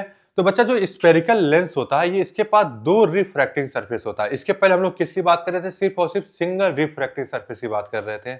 और उस सिंगल रिफ्रैक्टिंग सरफेस के थ्रू हम लोग क्या लगा रहे थे, साइन का साइन लॉ या स्नेल्स लॉ हम लोग लगा रहे थे, sine I by sine r, ठीक है। अब हमारे पास अगर कोई भी दो रिफ्रैक्टिंग सरफेस है, जैसे अगर कोई भी लाइट अगर किसी दो रिफ्रैक्टिंग सरफेस से अगर क्या होती है, फॉल करती है, इंसिडेंट करती है या फिर रिफ्रैक्ट करती है उस टू रिफ्रैक्टिंग सरफेस से, तो वो जो टू रिफ्रैक्टिंग सरफेस होता है वो क्या होता है, स्फेरिकल लेंस होता है, ठीक है। तो इसमें हम लोग बात करते हैं सर इस स्फेरिकल लेंस के बारे में। जैसे यहां कह रहा है कि sir a lens is a part of transparent thick glass which is bounded by two spherical surface, ठीक है। कह रहा है सर ये थिक ग्लास होता है जो bounded by two refracting surface के थ्रू होता है, ठीक है। ये हो गया लेंस। अब इसमें कह रहा है कि sir it is an optical device through which the रे ऑफ लाइट कन्वर्ज और डाइवर्ज बिफोर ट्रांसमिटिंग। यानी कि सर क्या है, एक ऑप्टिकल डिवाइस है, ठीक है। ये ऑप्टिकल डिवाइस क्या करता है, या तो लाइट को कन्वर्ज करेगा या तो लाइट को डाइवर्ज करेगा, ठीक है। और ये हमारा क्या होता है बच्चों, ये हमारा एक स्फेरिकल लेंस होता है और इसी स्फेरिकल लेंस के थ्रू हमारा बनता है। तो सबसे पहला चीज, स्फेरिकल लेंस क्या होता है, जिसके पास दो रिफ्लेक्टिंग सरफेस हो, जब लाइट दो बार रिफ्लेक्ट करता हो, ठीक है। और जिसमें भी दो बार लाइट रिफ्लेक्ट कर रहा है तो हमारा क्या हो जाएगा, लेंस कहलाएगा। और उसके लिए हमारे पास एक डिवाइस बन जाता है, ठीक है। कुछ ऐसे डिवाइस होते हैं उसी लेंस के जो लाइट को क्या करते हैं, कन्वर्ज करते हैं। कुछ ऐसे डिवाइस होते हैं लेंस के जो क्या करते हैं, डाइवर्ज करते हैं। तो जो कन्वर्ज करता है लाइट को, उसे हम लोग क्या बोलते हैं, उसे हम लोग बोलते हैं बच्चा कन्वेक्स लेंस। ये क्या है हमारा, कन्वेक्स लेंस लाइट को क्या करता है, कन्वर्ज करता है। और ये हमारा है कॉन्केव लेंस जो लाइट को क्या करता है, डाइवर्ज करता है। जैसे यहां दिया गया है कॉन्केव लेंस में with a cave in the middle, यानी कि कॉन्केव लेंस उसे कहते हैं जो क्या हो, जिसका केप कहां पे हो, मिडिल में हो। या फिर दूसरे तरीके ये कहो कि सर कोई भी लेंस हो, ठीक है, अगर उसका मिडिल वाला पार्ट, ठीक है, क्या हो, बहुत ही ज्यादा थिन हो, थिन क्या हो, थिन हो। कौन सा वाला पार्ट, मिडिल वाला पार्ट की बात कर रहे हैं। अगर मिडिल वाला पार्ट क्या हो, लेंस का थिन हो, तो क्या बनाएगा, कॉन्केव लेंस बनाएगा, ठीक है। किसके रिस्पेक्ट में थिन की बात कर रहे हैं, सर इसके एजेस पे, यानी कि इसके रिस्पेक्ट में, इसके रिस्पेक्ट में, इसके रिस्पेक्ट में अगर मिडिल वाला पार्ट क्या हो, थिन हो, तो वो क्या बनाएगा, कॉन्केव लेंस बनाएगा। उसी तरीके से अगर मिडिल वाला पार्ट क्या हो, थिक हो, क्या हो, थिक हो, किसके रिस्पेक्ट में, सर इन दोनों के रिस्पेक्ट में, इन दोनों के रिस्पेक्ट में अगर क्या हो, थिक हो, तो ये क्या कहलाएगा, हमारा कॉन्वेक्स लेंस कहलाएगा। तो सिंपल सी बात है सर, कॉन्केव लेंस और कॉन्केव लेंस या फिर कॉन्वेक्स लेंस, इसको आप बाय फिजिकली टच के द्वारा भी आप पता लगा सकते हो। बस करना क्या है, अगर आप उसको टच करते हो, अगर मिडिल वाला पार्ट अगर थिक होता है तो वो आपका कॉन्वेक्स लेंस कहलाएगा। अगर मिडिल वाला पार्ट क्या होता है, थिन होता है, तो वो जो लेंस होगा वो क्या होगा, आपका कॉन्केव लेंस होगा। बिना देखे बस टच किए आप क्या कर सकते हो, लेंस को वेरीफाई कर सकते हो, ठीक है बच्चों। चलिए इसके बारे में और आगे हम लोग पढ़ते हैं। तो चलते हम लोग अपने अगले वाले स्लाइड की तरफ,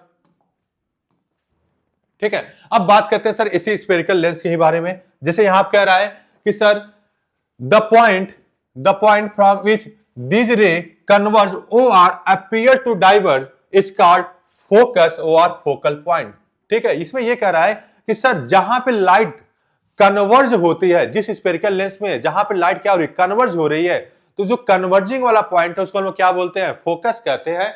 या फिर हम लोग जिसको डिनोट करते हैं, हम लोग उसको डिनोट करने को हम किससे रिप्रेजेंट करते हैं, एफ से रिप्रेजेंट करते हैं। और उसी को हम लोग क्या बोलते हैं, फोकल पॉइंट भी बोलते हैं। या फिर अपीयर हो डाइवर्ज का, जैसे अगर यहां पे देखा जाए, सॉरी अगर ये एक कॉन्केव लेंस है तो इस कॉन्केव लेंस में ये क्या करे, लाइट को डाइवर्ज कर देगा, ठीक है। तो ये ऐसा अपीयर होगा कि सर ये किसी सिंगल पॉइंट से क्या कर रहा है, डाइवर्ज कर रहा है। तो सर ये वाला क्या होगा, ये वाला होगा सर फोकल पॉइंट। इसको हम क्या बोलेंगे, फोकल पॉइंट या फिर फोकस। इस वाले कॉन्वेक्स लेंस में देखा जाए, इसमें क्या करेगा, लाइट इस पे फॉल करेगा, इंसिडेंट करेगा, और ये क्या करेगा, सभी लाइट को एक जगह क्या करता है, कन्वर्ज कर देता है। तो जहां पे जिस पॉइंट पे कन्वर्ज कर रहा है, इसी वाले पॉइंट को हम लोग क्या बोलेंगे, फोकल पॉइंट बोलेंगे या फिर फोकस कहेंगे, ठीक है। लेकिन यहां पे सर एक चीज को लेकर हमें क्लियर होना पड़ेगा कि सर ये जो कॉन्वेक्स लेंस या फिर कॉन्केव लेंस जो अपीयर टू डाइवर्ज दिख रहा है जिस पॉइंट से, या फिर जिस पॉइंट पे ये कन्वर्ज हो रहा है, ये सिर्फ और सिर्फ किसके लिए है? फॉर अ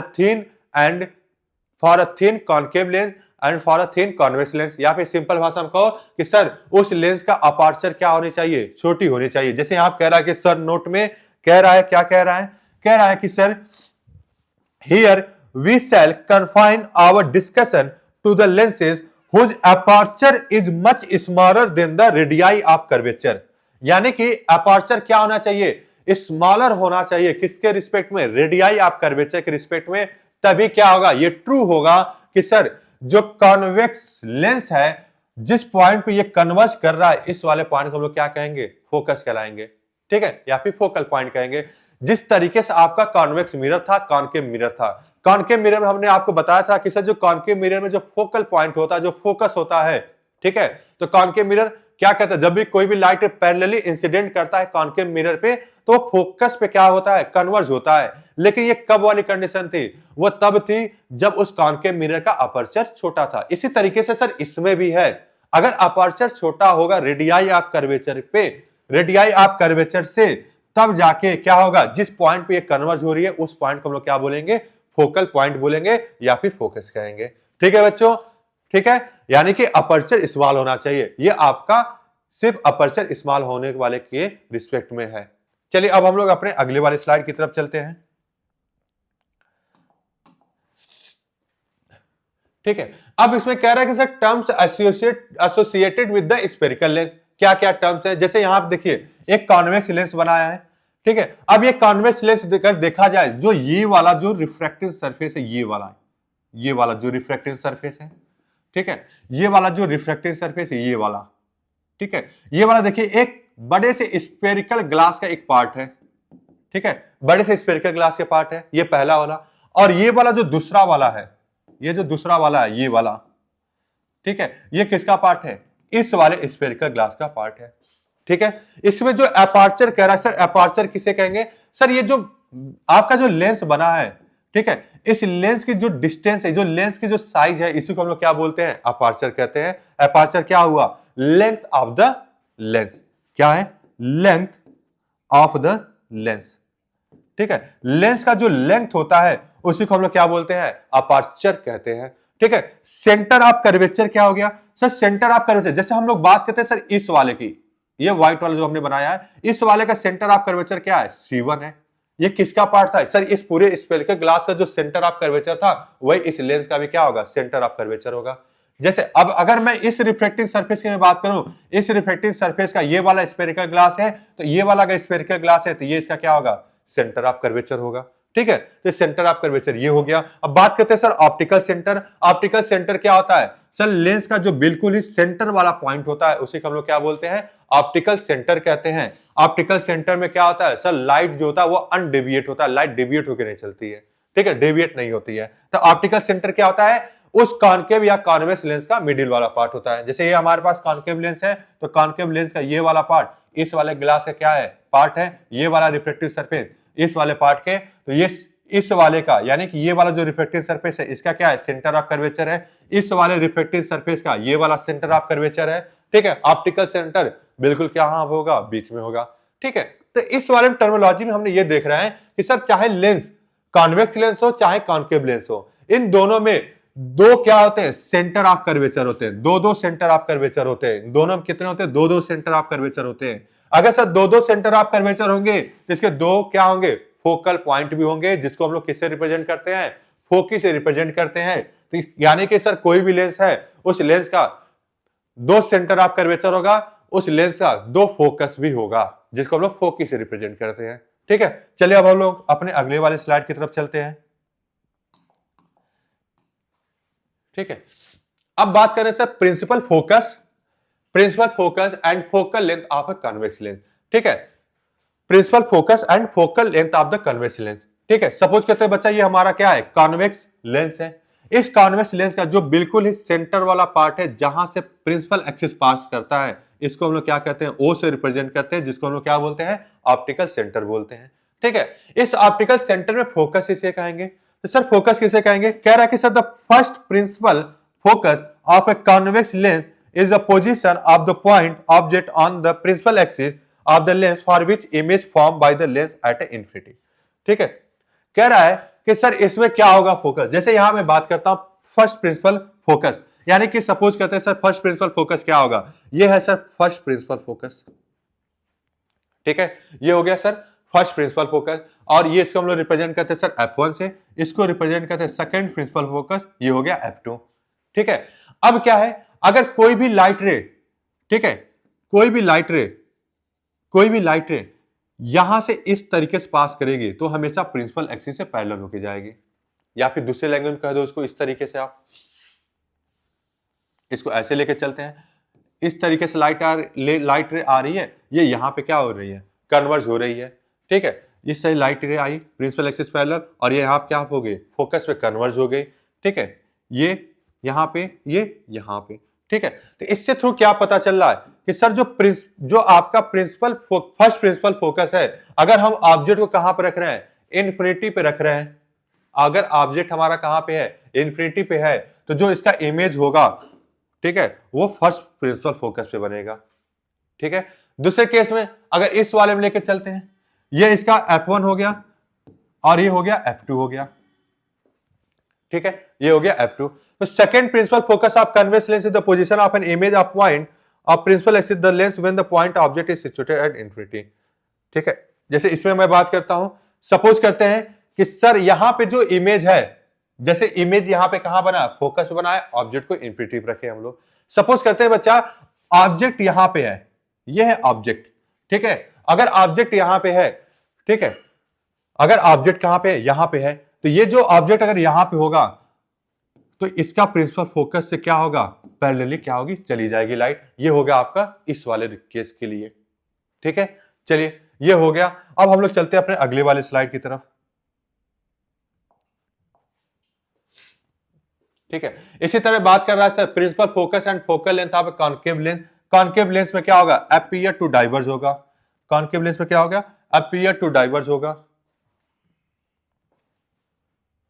ठीक है, अपीयर टू डाइवर्ज होगा। ये हमारा क्या हो गया, प्रिंसिपल एक्सिस हो गया। ठीक है, प्रिंसिपल एक्सिस सर इसमें भी दो फोकस होंगे, एक होगा F1, एक होगा आपका F2। इसमें भी F1, ये होगा आपका F2। ठीक है, ये हो गया। अच्छा, इसमें क्या कह रहा है, कह रहा है the first principal focus of a concave lens is the virtual position of a point object. Sir ये क्या है, यहां पे sir virtual position of the point object, ये नहीं कि ये बता रहा है कि सर यहां पे ऑब्जेक्ट रख रहे हैं। ठीक है, ये ऑब्जेक्ट इस वाले F1 पे है, तो यहां से क्या होगा, लाइट रे अपीयर होगा, डाइवर्ज होते हुए दिखाई देगा आपको। ठीक है, कैसे, ये ऐसे दिखाई देगा।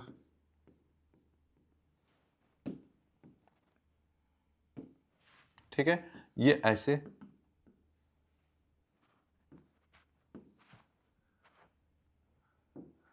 ठीक है, ये क्या हो गया बच्चा, फर्स्ट प्रिंसिपल एक्सिस का हो गया। इसी तरह बात करते हैं बच्चा सेकंड वाले के लिए। सेकंड वाले के लिए क्या कह रहा है, सेकंड वाले कह रहा है कि second principal focus of the concave is the position of the image. Suppose करते हैं बच्चा ये पोजीशन ऑफ द इमेज बता रहा है, ये इमेज की बात कर रहा है। ठीक है, image point on the principal axis of the lens when the point object situated at infinity. Infinity पे क्या हो, सिचुएटेड हो। इस केस में क्या होगा, तो इंफिनिटी पे अगर सिचुएटेड होगा तो किस तरीके से हम बोलेंगे, ये बोलेंगे सर इस तरीके से लाइट रे आ रही है, इस पे इंसिडेंट कर रही है, ये रिफ्रैक्ट हो गई। ठीक है, ये क्या हो गई, रिफ्रैक्ट हो गई। तो ऐसा एज्यूम हो रहा है कि वो कहां से आ रही है, यहां से आ रही है। ठीक है, ये कहां से आ रही है, यहां से आ रही है। इसी तरीके से इस वाले केस में इधर की तरह ऐसा एज्यूम होगा कि सर सेकंड वाले प्रिंसिपल फोकस से क्या हो रही है, पास कर रही है। ठीक है, ये हो गया आपका कॉन्केव लेंस को लेकर। चलिए अब चलते हैं हम लोग अपने वाले अगली वाली स्लाइड की तरफ। ठीक है, अब हम लोग पढ़ेंगे सर रूल्स के बारे में। Rules for formation of the image by a convex lens. Convex lens के लिए इमेज जो बन रहा है तो उसका हम लोग रूल के बारे में पढ़ेंगे। तो चलिए रूल की तरफ बढ़ जाते हैं हम लोग। रूल नंबर 1 क्या कह रहा है, रूल नंबर 1 क्या कह रहा है, रूल नंबर 1 कह रहा है, जैसे रूल नंबर 1 क्या कह रहा है, यहां पर देखा जाए। ठीक है, रूल नंबर 1, रूल नंबर 1 ये कह रहा है बच्चों कि ये हमारे पास क्या है, एक प्रिंसिपल एक्सिस है। ये हमारा क्या है, प्रिंसिपल एक्सिस है। ठीक है, प्रिंसिपल एक्सिस क्यों है कि सर ये ऑप्टिकल सेंटर से क्या कर रहा है, पास कर रहा है। हमारे पास कॉन्वेक्स लेंस है तो सर इसके पास क्या होगा, दो फोकस होगा, एक होगा f1, एक होगा f2। ठीक है, ठीक है। एक होगा सर सेकेंड फोकस, जिसको हम लोग बोलते हैं 2f1, ये होगा आपका 2f2, जिसको हम लोग सेंटर ऑफ कर्वेचर से भी रिप्रेजेंट करते हैं। तो रूल नंबर 1 ये है बच्चों कि जब कोई भी लाइट रे इस कॉन्वेक्स लेंस पे पैरेलली इंसिडेंट करता हो, क्या करता हो, पैरेलली इंसिडेंट करता हो। ठीक है, ये अगर पैरेलली इंसिडेंट करेगा तो जब ये रिफ्लेक्ट होगा, ये कहां से रिफ्लेक्ट होगा, फोकस होकर रिफ्लेक्ट होगा। ठीक है, कोई भी लाइट रे अगर क्या करता है, पैरेलली अगर प्रिंसिपल एक्सिस से पास करता है तो ये जब रिफ्लेक्ट होगा, ये कहां से रिफ्लेक्ट होगा, फोकस से होकर रिफ्लेक्ट करेगा। ये आपका रूल नंबर 1 है। ठीक है, रूल नंबर 1 बिल्कुल आपके मिरर से रिप्रेजेंट कर रहा है, मिरर की तरह ही दिख रहा है। जिस तरीके से मिरर में क्या होता था, जब कोई भी लाइट रे इंसिडेंट करता था प्रिंसिपल एक्सिस के पैरेलल तो हमेशा फोकस होकर पास करता था, तो यहां पे भी क्या हो रहा है, फोकस से ही पास कर रहा है। अब चलते हैं हम लोग दूसरे रूल की तरफ। ठीक है, रूल नंबर 2 क्या है, रूल नंबर 2 है हमारा, सपोज करते हैं कि सर कोई भी लाइट रे बिल्कुल ऑप्टिकल सेंटर से पास करे, ऑप्टिकल सेंटर से पास करे। जब ये ऑप्टिकल सेंटर से पास करेंगे तो सर इसी पाथ पे क्या होगी, सीधे चली जाएगी, अनडेविएटिव हुए चली जाएगी। यानी कि जब भी कोई भी लाइट रे ऑप्टिकल सेंटर से फॉल करती है, पास करती है, तो वो रिफ्रैक्ट नहीं करती है, बिल्कुल वो सीधे चली जाती है। ठीक है, ये हो गया रूल नंबर 2। अब चलते हैं हम लोग रूल नंबर 3 की तरफ। ठीक, रूल नंबर 3 क्या है सर, अगर हम क्या करते हैं, अगर हम लोग क्या करें, अगर हम लोग फोकस से पास कराएं लाइट को, कहां से पास कराएं, फोकस से।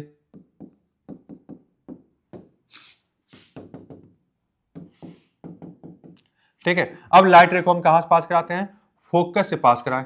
अगर फोकस से पास कराते हैं, इंसिडेंट करता है, तो क्या होगा, जब ये रिफ्रैक्ट होगा कॉन्वेक्स लेंस से तो ये बिल्कुल ही प्रिंसिपल एक्सिस से पैरेलली रिफ्रैक्ट हो जाएगा। कोई भी लाइट रे अगर वो फोकस से पास होती है, ठीक है, तो वो हमेशा जब भी रिफ्रैक्ट होगी तो हमेशा प्रिंसिपल एक्सिस के पैरेलली रिफ्रैक्ट होगी। ये हमारा हो गया रूल नंबर 3। ठीक है, बिल्कुल आपको दिख रहा होगा कौन से वाले मिरर वाले फॉर्मूला की तरह दिख रहा होगा। मिरर वाले फॉर्मूला में कुछ इसी तरीके से होता था। ठीक है, अब बात करते हैं बच्चों image formation by convex lens. अब हम लोग इमेज की बात करेंगे और इसमें करना क्या है, हमारे पास 3 रूल है। इन्हीं 3 रूलों में से हम कोई एक रूल लगाएंगे और उस रूल के अनुसार हम बना देंगे इमेज। ठीक है, अच्छा इसमें क्या कह रहा है, ठीक है, इसमें क्या कह रहा है कि सर जब हम लोग ऑब्जेक्ट को कहां पर रख रहे हैं, इन्फिनिटी पर रख रहे हैं। ऑब्जेक्ट कहां पर रख दिया जाए, इन्फिनिटी पर रख दिया जाए। तो देखो बच्चों, ये हमारा क्या है, प्रिंसिपल एक्सिस है, तो प्रिंसिपल एक्सिस हमेशा कहां से पास करता है, ऑप्टिकल सेंटर से पास करता है। ठीक है, और अगर हमारे पास अगर ऑब्जेक्ट है, अगर ऑब्जेक्ट कहां पे हो, इन्फिनिटी पे हो। सपोज कर लेते हैं बच्चा, ये हमारे पास कोई एक ऑब्जेक्ट है, वो कहां पे है, इन्फिनिटी पे है। ठीक है, इन्फिनिटी पे है, तो इसका इमेज कहां बनेगा, इससे हम लोग लेते हैं f2, इसे लेते हैं 2f2, ये होगा आपका f1, ये होगा आपका 2f1।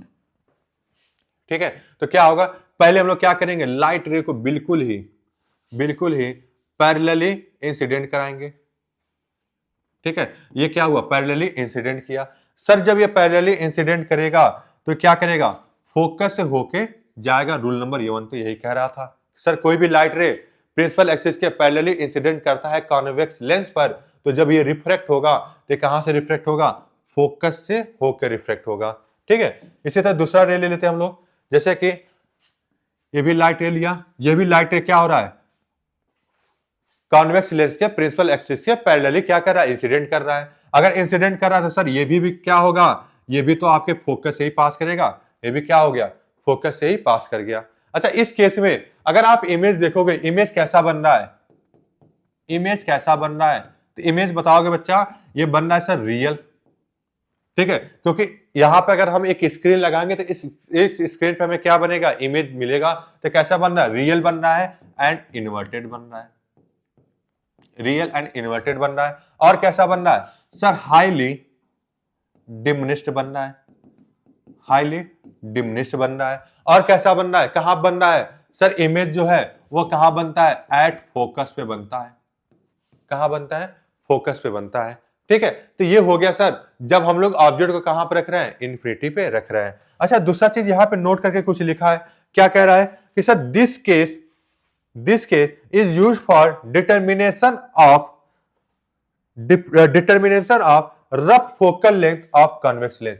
यानी कि कोई भी अगर कॉन्वेक्स लेंस है, उस कॉन्वेक्स लेंस का फोकल लेंथ को क्या करता है, एक एक ऑब्जर्वेशन की बात करता है, एक डिटर्मिनेशन की बात करता है। जैसे कोई भी लाइट अगर प्रिंसिपल एक्सिस से पैरेलली इंसिडेंट करता है तो हमेशा फोकस जाएगा, तो जहां से अगर ये दोनों लाइट जहां पे इंटरसेक्ट कर रही है, ठीक है, ये हमारा क्या हो जाएगा, फोकस कहलाएगा। ठीक है, अच्छा इस वाले डिस्टेंस को हम लोग क्या बोलेंगे, फोकल लेंथ बोलेंगे। ठीक है, ये क्या होगा, हमारा फोकल लेंथ हो गया। तो चलिए ये वाला हमारा केस 1 तो तैयार हो गया। अब चलते हम लोग केस नंबर 2 की तरफ। ठीक है, अब हम लोग ऑब्जेक्ट कहां रख रहे हैं, बियॉन्ड द 2f रख रहे हैं, यानी कि सेंटर ऑफ कर्वेचर के बियॉन्ड रख रहे हैं। बियॉन्ड रखेंगे तो क्या होगा, सपोज करते बच्चा ये क्या है, ऑप्टिकल सेंटर है, ये हो गया आपका f1, ये हो गया बच्चा 2f1, ये हो गया f2, ये हो गया 2f2। ठीक है, अब क्या कह रहे हैं सर, जब हम लोग ऑब्जेक्ट को कहां पर रखा जाए, बियॉन्ड रखा जाए, बियॉन्ड द 2f पे रख रहे हैं ऑब्जेक्ट को, तो इमेज कहां बनेगा। तो रूल नंबर 1 क्या कहता है, रूल नंबर 1 कहता है कि सर हमें क्या करना होगा, हमें क्या करना होगा, हमें कुछ नहीं करना होगा, बस रूल नंबर 1 लगा देना है। रूल नंबर 1 क्या था, प्रिंसिपल एक्सिस से पैरेलली लाइट को इंसिडेंट करा दिया जाए। तो हमने क्या किया, पैरेलली इंसिडेंट कराया। ठीक है, जब पैरेलली इंसिडेंट कराएंगे तो ये कहां से पास करेगा, फोकस से पास करेगा। ठीक है, ये फोकस से पास कर गया। ठीक है, दूसरा क्या लेके चलते हैं, दूसरा हम लोग लेके चलते हैं सर फोकस से जब पास करता है। ठीक है, फोकस से पास करा देते हैं। ठीक है, ये फोकस से पास कर रहा है सर, ये जब फोकस से पास करेगा तो ये क्या करेगा, प्रिंसिपल एक्सिस से बिल्कुल ही पैरेलली रिफ्रैक्ट होके चला जाएगा। अगर आप ध्यान से देखोगे सर, ये दोनों रे कहां पे इंसिडेंट, कहां पे मीटअप कर रहे हैं, between the F and 2f। यानी कि यहां पे क्या हो गया, इंटरसेक्ट किए, मीट किए, तो जहां पे मीट किया वहीं पे इस ऑब्जेक्ट क्या बन जाएगा, इमेज बन जाएगा। सपोज कर लेते हैं सर ये इमेज ए और बी है, तो ये वाला क्या हो जाएगा, ये वाला हो जाएगा B prime and A prime. यहां पे आपको क्या बताना है सर, इमेज बताना है। इमेज कैसे बन रहा है, जैसे आप देखेंगे इमेज की बात करते हैं, इमेज कैसा बन रहा है, इमेज बन रहा है सर, पहली बात between focus and centre of curvature, centre of curvature and focus से बीच में बन रहा है। ठीक है, या फिर इसको ऐसे कहोगे sir between f2 and 2f2, उसके बीच में क्या बन रहा है, हमारा इमेज बन रहा है। और कैसा बन रहा है, रियल एंड इन्वर्टेड बन रहा है, रियल एंड इन्वर्टेड बन रहा है। और कैसा बन रहा है सर, डिमिनिश्ड बन रहा है। ठीक है, कैसा बन रहा है, डिमिनिश्ड बन रहा है। ठीक है, ये बन गया डिमिनिश्ड। ये हो गया sir image formation when object is placed beyond the 2f। ठीक है, ये हो गया। अब हम लोग चलते हैं बच्चों अपने अगले वाले केस की तरफ। अब इसमें क्या करना है, जब हम ऑब्जेक्ट को कहां पर रखें, 2f पे रखें, जब ऑब्जेक्ट को हम कहां रखें, 2f पे रखें, ये ऑप्टिकल सेंटर, ये हो गया f1, ये हो गया 2f1, ये हो गया आपका f2, ये हो गया 2f2। जब हम लोग ऑब्जेक्ट कहां पर रखा जा रहा है, बिल्कुल ही 2f पे रखेंगे, तब क्या होगा, तो वही करेंगे सर, पहला लाइट रे लेंगे, इस प्रिंसिपल एक्सिस के पैरेलली इंसिडेंट करा देंगे, रिफ्लेक्ट होगा, कहां से रिफ्लेक्ट होगा सर, फोकस से होके रिफ्लेक्ट होके चला जाएगा। ठीक है, ये हो गया। दूसरा रे क्या लेंगे, दूसरा रे लेंगे सर f1 वाला।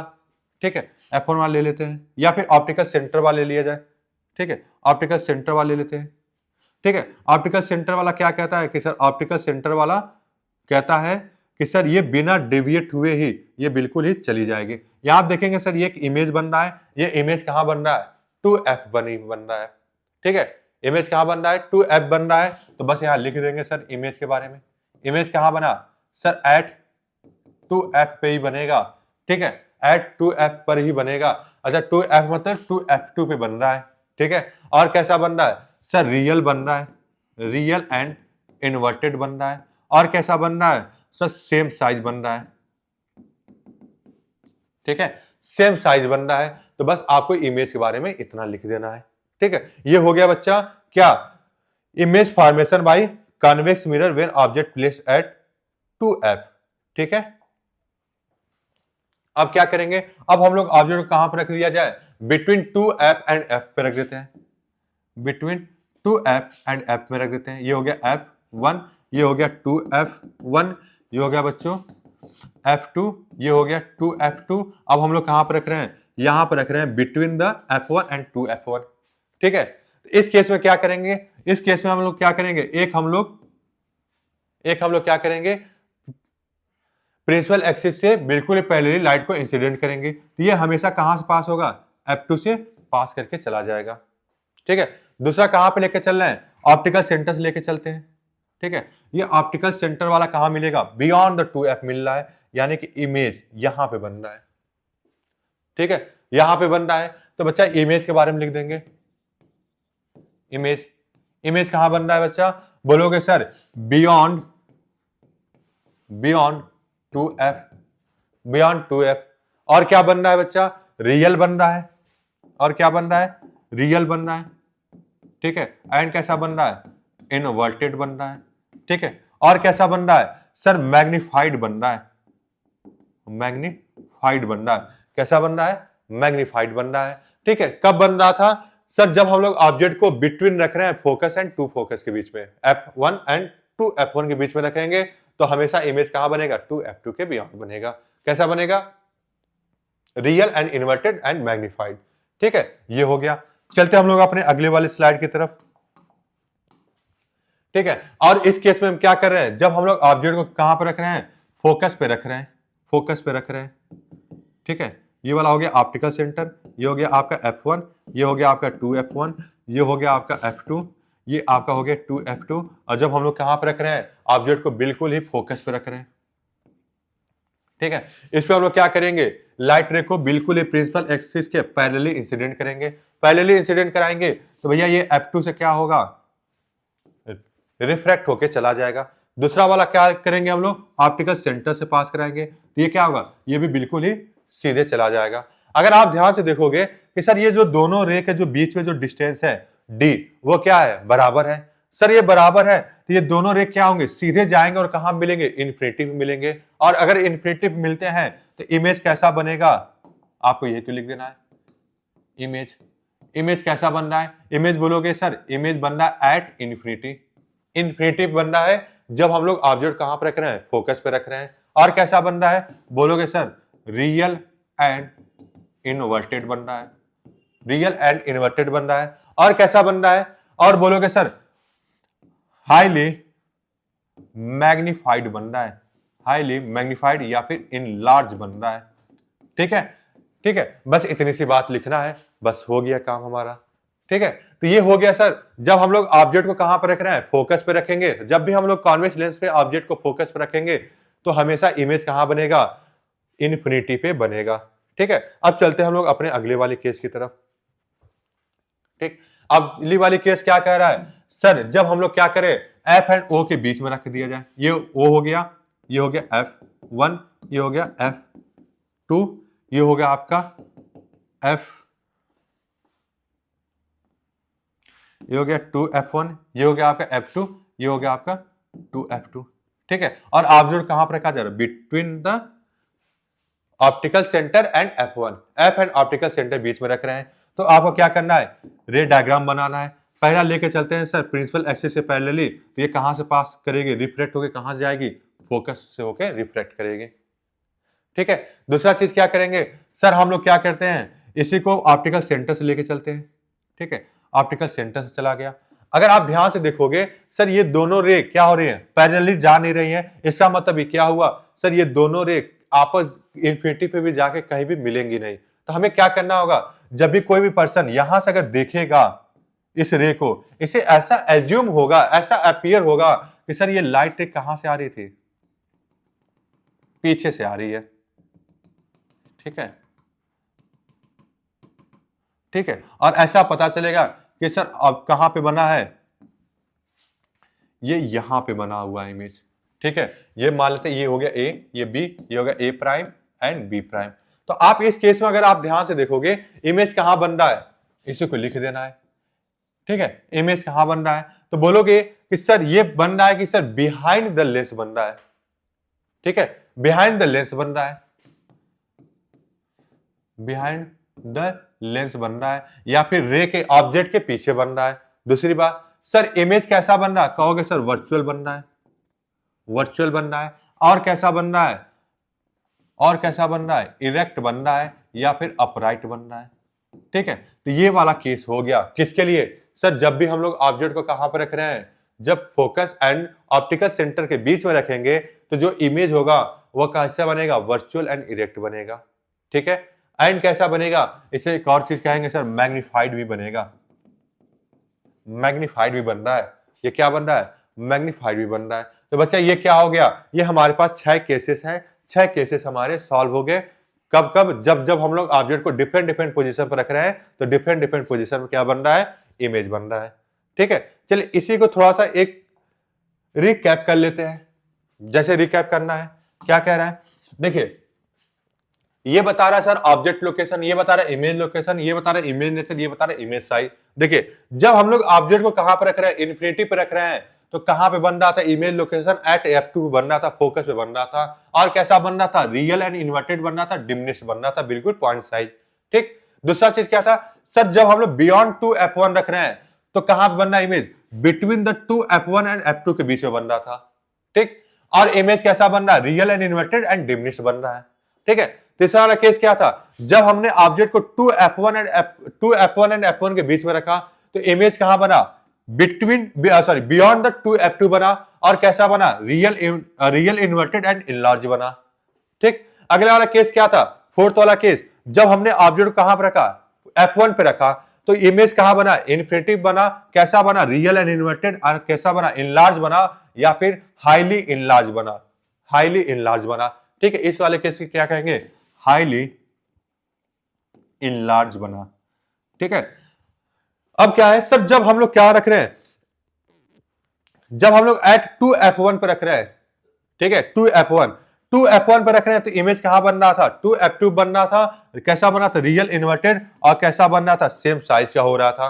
और लास्ट वाला केस क्या था, जब हमने ऑब्जेक्ट कहां पर रखा, between optical centre and focus के बीच में रखा तो ये क्या बन रहा था, on the same side of object, जिधर ऑब्जेक्ट था उसी के साइड पे क्या बन गया था, इमेज बना था, जो अभी हमने जस्ट देखा था इसके पहले वाले में, और कैसा बना, वर्चुअल एंड इरेक्ट बना, और कैसा बना, इनलार्ज बना, ठीक है बच्चों। तो ये क्या है बच्चा, ये है एक आपका, एक है चार्ट के थ्रू बताया गया है कि किस तरीके से हम लोग ऑब्जेक्ट को रख रहे हैं और इमेज बन रहा है। अगर आप इस चार्ट को अगर ध्यान से देखो, कुछ बिल्कुल ही मिलता जुलता दिख रहा होगा आपका कॉनकेव मिरर के रिस्पेक्ट में।